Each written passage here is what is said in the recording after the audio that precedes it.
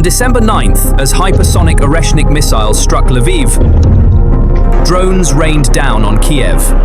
The targets were not military bases, they were civilian buildings, infrastructure facilities, and power plants. Putin was trying to intimidate the West while hoping to subdue Ukrainians with freezing cold and darkness. So there's no chance of shooting down these missiles. Well, if those Western experts you mentioned think so, let them offer us. Putin was speaking confidently, but the retaliation was swift and devastating. Russian geography, from Moscow to Belgorod, from Oryol to Lipetsk, was engulfed in a ring of fire. Hundreds of thousands of homes were left without electricity and heating. Power outages brought social services to a standstill. Moscow's municipal services were paralyzed under the snowstorm. People at Sheremetyevo Airport were unable to retrieve their luggage. Flights were indefinitely postponed. Millions of people were in a state of panic. The epicenter of this panic was the city of Belgorod, which Russia used as its main logistics and supply base for its operations in Ukraine. The city was lit up by HIMARS missiles at midnight. Russian air defense systems, including S-300 and Pantsir batteries, were completely inadequate in countering the incoming threat. This was not a random bombardment, but a meticulously planned energy strangulation operation. Exactly 8 HIMARS missiles locked onto the city's lifelines. The target list for these precision strikes demonstrates how well Ukrainian intelligence knows Russian infrastructure. The missiles directly hit the Luch thermal power plant, the city's most critical energy production facility, and the Belgorodskaya thermal power plant. The result was a complete system collapse. Within seconds, a city of 400,000 people was plunged into pitch darkness and freezing cold. The people, left without heat or water in the freezing cold, are lining up at gas stations in a last-ditch effort. A woman sharing on social media summed up the situation perfectly. Life in a city without electricity or heating is now much more fun. This bitter irony has become routine for the Russian people. While this systematic darkness continues in Belgorod, the Ukrainian army has shifted into a strategic gear. It attacked the life support unit in the city of Oryol. The target was the Oryol thermal power plant, the undisputed largest energy production facility in the region, with an installed capacity of 330 megawatts. Technically speaking, the Ukrainian GUR unit's choice targeted Russia's biggest vulnerability in its winter defense. This plant is a cogeneration facility. That means it doesn't just feed electricity into the grid. It also pumps tons of hot water to power the massive central heating system of the city of Oryol. With the kamikaze drones crashing into the turbine halls and control centers, a massive 330 megawatts of power instantly dropped off the grid. This was not a simple circuit breaker trip. It was a critical failure of the regional energy backbone. The moment the plant was hit, not only did the lights go out, but those massive water pumps also fell silent. With the outside temperature below freezing, the flow of hot water in the pipes was cut off. The countdown began for the people of Oryol.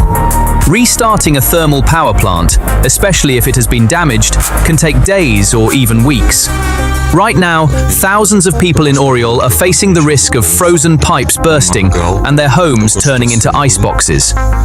The Salyut gas turbine engineering and production center in Moscow was also a target of the attack. This is the beating heart of the Russian aerospace forces. The Salyut factory is the main production base for the AL-31 F-series engines that keep Su-27, Su-30, and modern Su-35 fighter jets in the skies.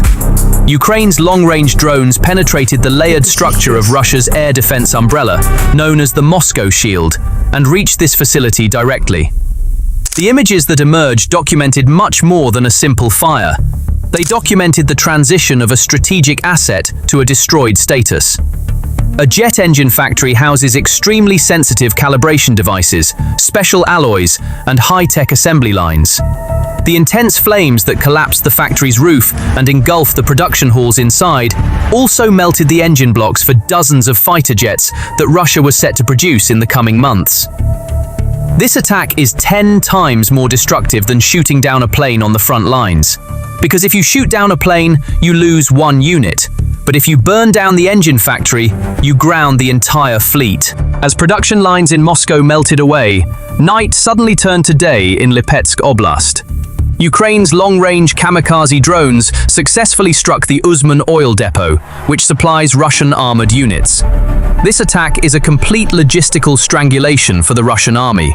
Those burning tanks contained diesel fuel that powered the T-90 tanks on the front lines and jet fuel that powered combat aircraft. Now that fuel is rising as black smoke in the skies above Uzman rather than powering Russian tank engines. You don't need to be a military expert to summarize the picture created by these attacks.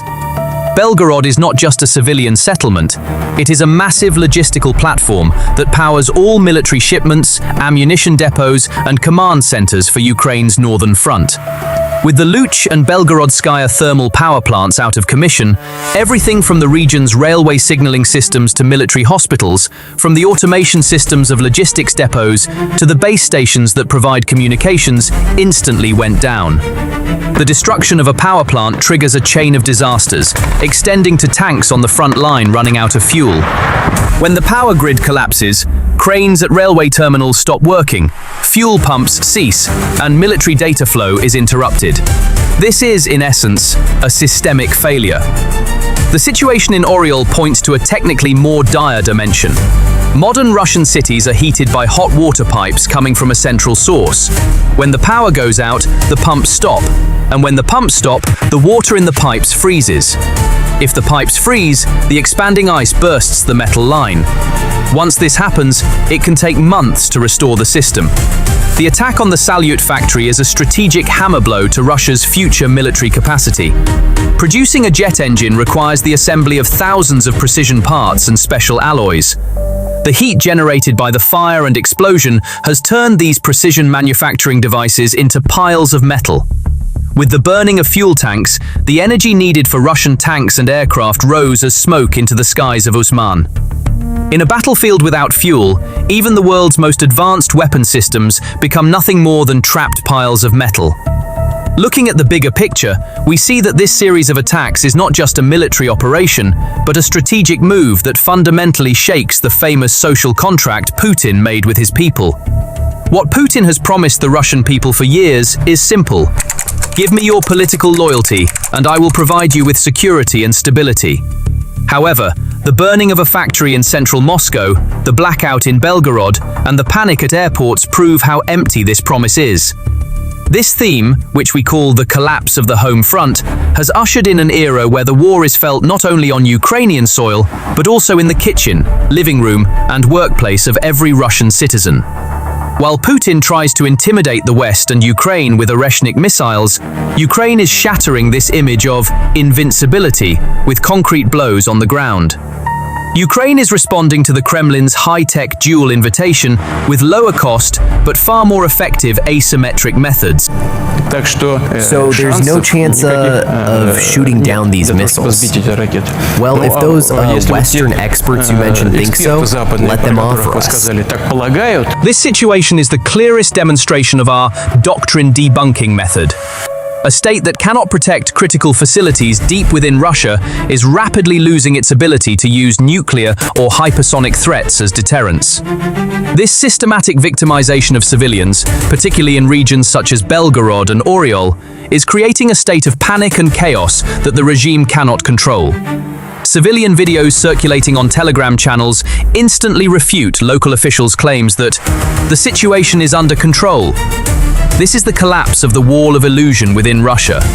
The people are experiencing firsthand that the state cannot protect them and that they may even be deprived of their most basic needs, such as electricity and heat. This psychological breakdown is far more dangerous than the morale of soldiers on the front lines. Because this situation directly targets the regime's legitimacy and its image of strong leadership. Furthermore, the targeting of strategic production facilities in Moscow is also causing elite panic among Russian elites and oligarchs. Seeing that their own factories and assets are not safe, this segment may have begun to seek a future in safe havens such as Dubai or Istanbul. This situation will deepen the cracks within the Kremlin and lead to questions about the loyalty of Putin's inner circle. Ukraine's energy and industrial strangulation campaign is pushing Russia into a process of collapse, not only militarily, but also economically and socially. Putin's ambitious Oreshnik show brings as little light as a street lamp in Belgorod plunged into darkness. The physical destruction of war is now at the heart of Russia, and this reality is too glaring to be concealed by any propaganda machine.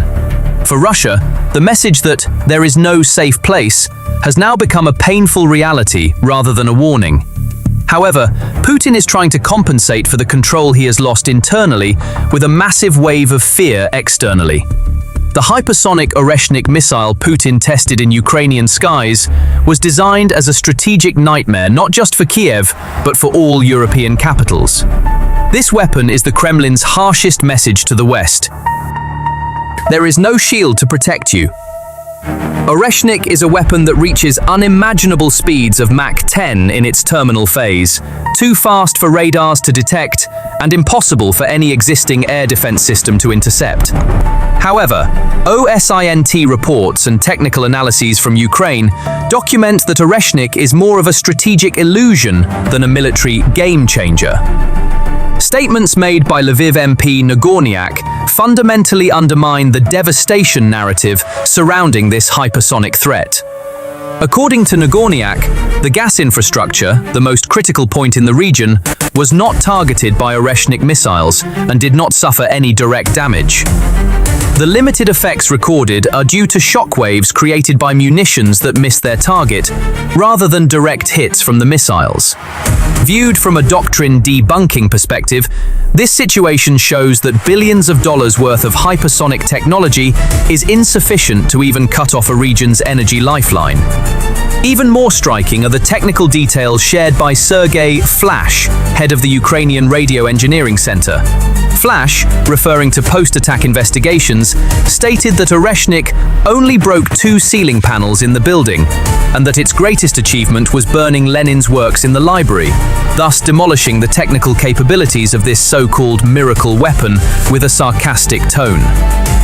Putin's offer of a high-tech duel has turned into a fiasco that cannot even pierce the ceiling of a building on the ground. This is a prime example of a critical failure for the Russian military industry. Faced with this paper tiger technology, Europe is strengthening its position at the table by increasing its diplomatic weight internally, rather than succumbing to the panic and chaos Putin expected.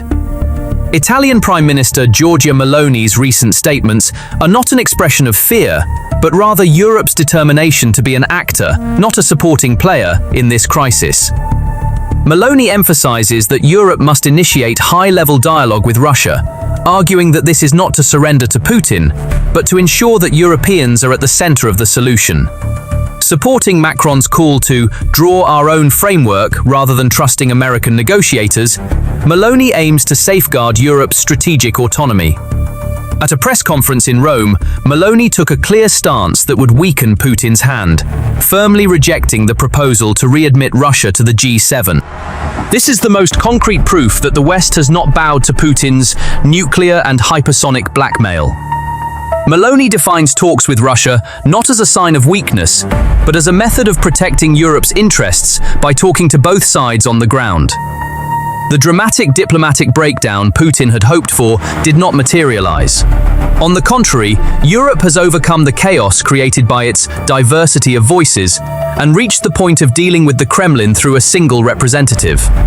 On the other hand, Italy's cautious stance on sending troops to Ukraine is not a step backward, but a strategic choice based on confidence in collective defense guarantees similar to NATO's Article 5, and the belief that these guarantees should also apply to Ukraine. Meloni argues that the way to secure peace is not to flee from Putin's threats, but to make Ukraine an integral part of Europe's security architecture. The illusion of an invincible Russia, sought to be created with Oreshnik missiles, is being wiped out one by Ukraine's unwavering resistance and the West's determined diplomatic moves. While Putin hopes to shatter European unity and create a wave of panic with his hypersonic blackmail, he finds himself on a new strategic chessboard drawn by Meloni and Macron, where the terms are dictated by Europe. While the Kremlin's miracle weapon can only burn dusty books on library shelves, the Western world is demonstrating its determination to build Ukraine's future and stop Russian expansionism in a more authoritative tone than ever before. The outcome is clear. The physical destruction of war has now reached Russia's heart, and the last cards left in Putin's hand are nothing more than propaganda tools with no military counterpart on the ground.